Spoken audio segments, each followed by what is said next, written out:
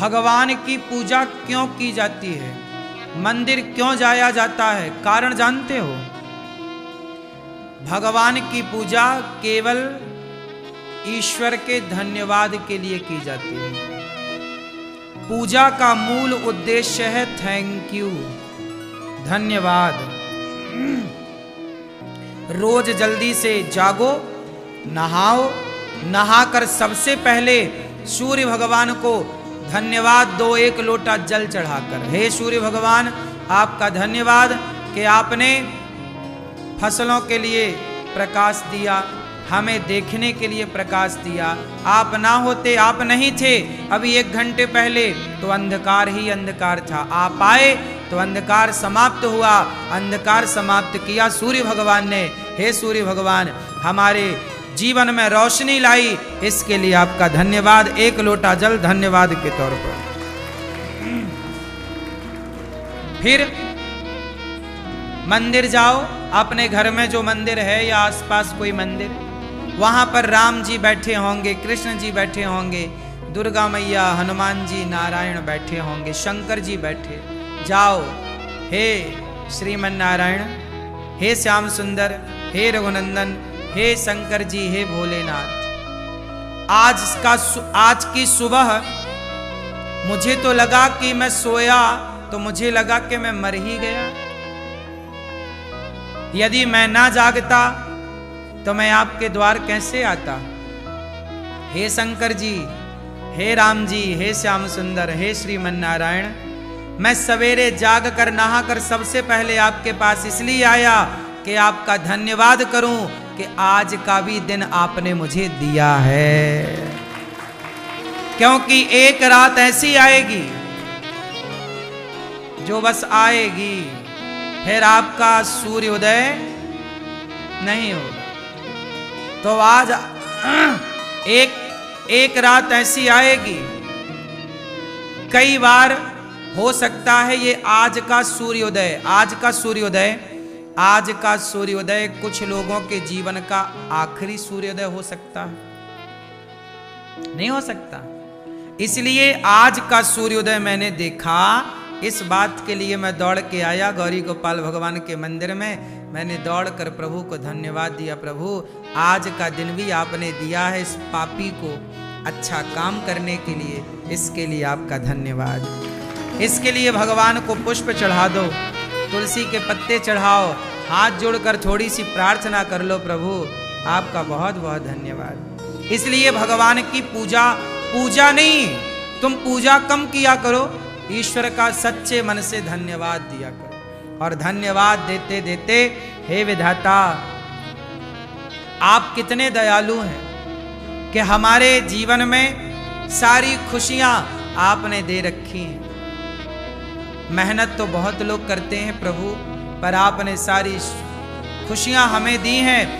और जब आप भगवान के आगे मुस्कुराओगे ना, हंसते मुस्कुराते ईश्वर का धन्यवाद करोगे और भगवान के सामने खुशी के आंसू टपकाओगे, प्रभु आपने इतना दिया, इसके लिए धन्यवाद। जो हंसता हंसता मंदिर जाता है ना, भगवान उसे सदा हंसाते हंसाते भेजते हैं। इसलिए मुस्कुराओ, इस बात की खुशी रखो कि ईश्वर ने जो दिया है वो औरों से आपको ज्यादा दिया। क्यों? आपके पड़ोसियों के पास ज्यादा माल खजाना है धन के आपके पास, क्यों? कौन ज्यादा अच्छा? आप सबसे अच्छे। क्यों ये कहो कि वो ज्यादा अच्छा है? आपको ईश्वर ने दिया है सब कुछ। बताओ क्या है आपके पास? आप बताओ बेटा, बेटा तुम बताओ, तुम्हारे को ईश्वर ने क्या दिया है? क्या दिया बताओ? हैं? खुशी दी है? आपको क्या दिया मैया भगवान ने? भगवान ने हमें अनमोल चीज दी है। क्या? अनमोल तेरा जीवन यूं ही गवा रहा है, किस ओर तेरी मंजिल किस ओर जा रहा। अनमोल क्या है? आपकी श्वासें, आपका जीवन, आपका होना, यही आपके लिए अनमोल है। आपकी उपस्थिति अनमोल है या नहीं? क्या आपसे ज्यादा कीमती आपके घर का कोई सामान है? बोलो, क्या आपसे अनमोल संसार में कुछ है? बोलो मेरी मां, नहीं ना। इसलिए सबसे अनमोल आप ही हैं।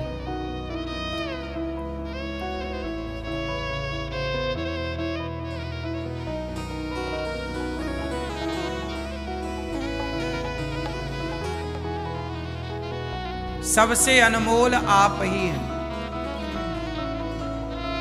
आपसे अनमोल कुछ भी नहीं। इसलिए अपनी कीमत जानो।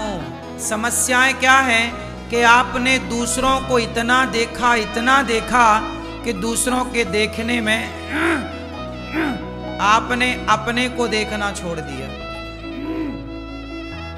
क्या नहीं है मेरे पास, क्या नहीं है मेरे पास, क्या नहीं है देखने में, क्या है वो देखना भूल गए कि ईश्वर ने दिया क्या है। क्या नहीं है आपके पास, आप यही देखते रहे। अच्छा बताओ, आपके पास क्या है?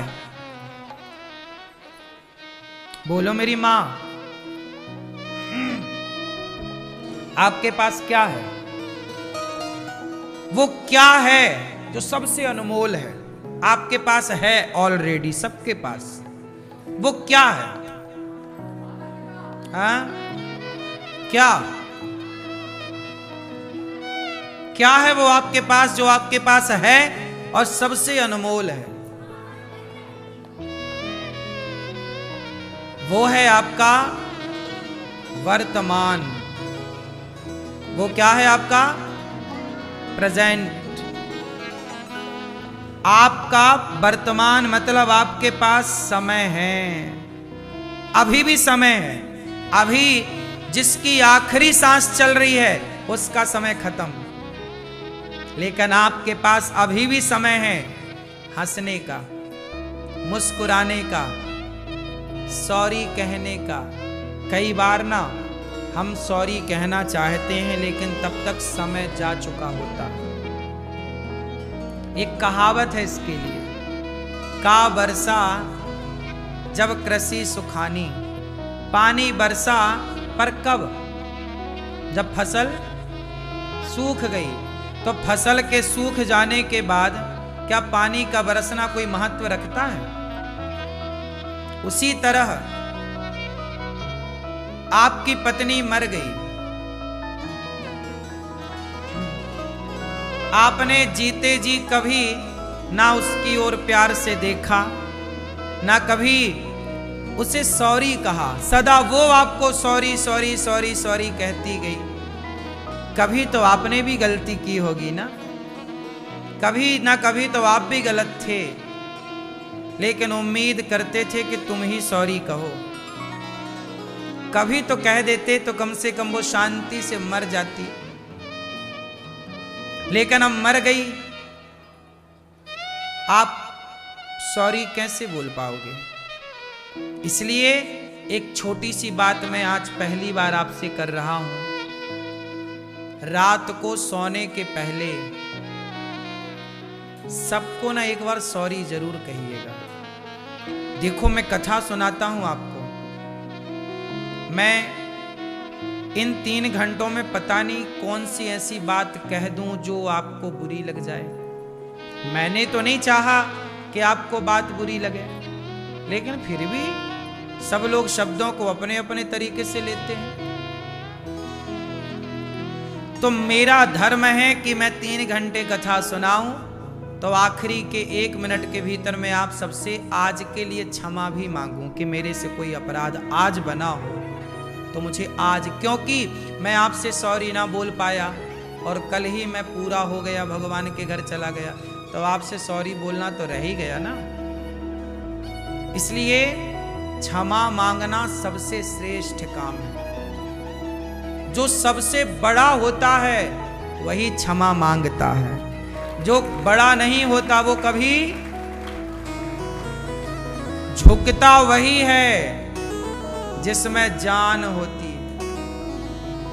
अकड़ तो मुर्दे की, इसलिए सॉरी कहो, क्षमा मांगो अपनी मां से। मां, मैंने कोई अपराध किया हो तो क्षमा कर दो। पिता से क्षमा, पत्नी से क्षमा, पति से क्षमा, पुत्र से क्षमा। ये नहीं कि नहीं मैं बेटे से क्षमा क्यों मांगू। अरे यही तो विचार का खेल है साहब, यही तो तुम्हारे अभिमान को पिघलाएगा। जब तक तुम क्षमा नहीं मांगते तब तक तुम्हारा घमंड तुम्हारे भीतर रहता, लेकिन जब तुम क्षमा मांगते हो तो तुम्हारा घमंड पानी बन करके बह जाता है, तुम निष्पाप हो जाते हो। आप पापी तब तक हैं जब तक क्षमा नहीं मांगी। राम ने हनुमान जी को भेजा,